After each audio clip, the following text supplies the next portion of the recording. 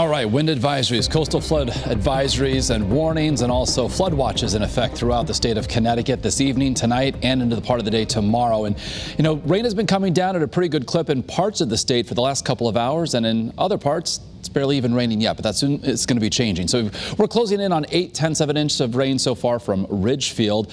From Washington and the Litchfield Hills, we're at just over 1/3 of an inch, just over 1/4 of an inch from West Hartford, and from Milford closing in on 2/10 of an inch of rain. So as we look at early warning pinpoint Doppler over the last 30 minutes, you can see it's far eastern Connecticut where the rain is just now beginning to fall, and it is going to get steadier and heavier as the evening wears on. But as we head farther west, you can see the yellows, the oranges, the reds. So rain coming down at a pretty good clip all across Connecticut. So our headlines, of course, include the impacts from this storm. The heavy rain is going to be with us through the evening into the early overnight hours. The steady heavy stuff is over by daybreak tomorrow.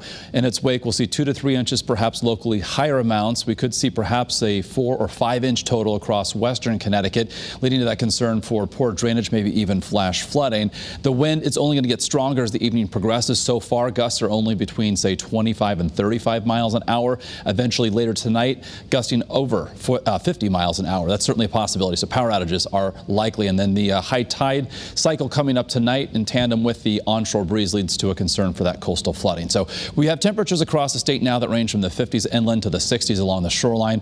The wind is east-southeasterly. Again, these are sustained between 15 and 25. The wind will get considerably stronger as this storm continues to intensify and work up the coast. So our ICAM view from Hartford showing the rain actively falling, hitting the camera lens as we look live from New Haven, and the rain finally working into New London as well. So a lot more rain off to our west and southwest as the storm again is just in the early stages of developing. This area of low pressure off the Delmarva Peninsula is going to intensify at a rapid rate, and then as it does so, initially we've got the wind out of the east and southeast. Then as it moves away from Connecticut, the wind switches to the west and northwest, and that's when we're going to see 2 rounds, and both of them could be relatively strong, at times gusting 40 to 50 miles an hour. So here's Futurecast showing the rain with us this evening into the early overnight hours. The yellows, the oranges, and the reds, possibly even some rumbles of thunder. But here's 4 o'clock in the morning.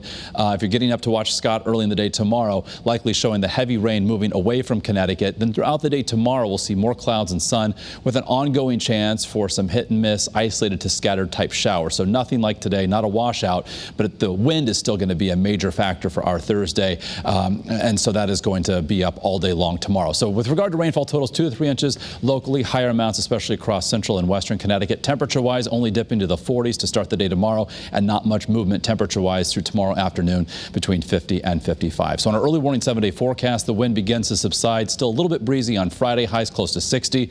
Mostly sunny, much calmer Saturday, highs in the mid-60s. A few degrees warmer on Sunday with increasing clouds late in the day. I think we'll squeeze out a dry weekend, but chances for rain go up Monday and especially Tuesday of next week. For shoreline highs this weekend, 63 Saturday, 65 on Sunday.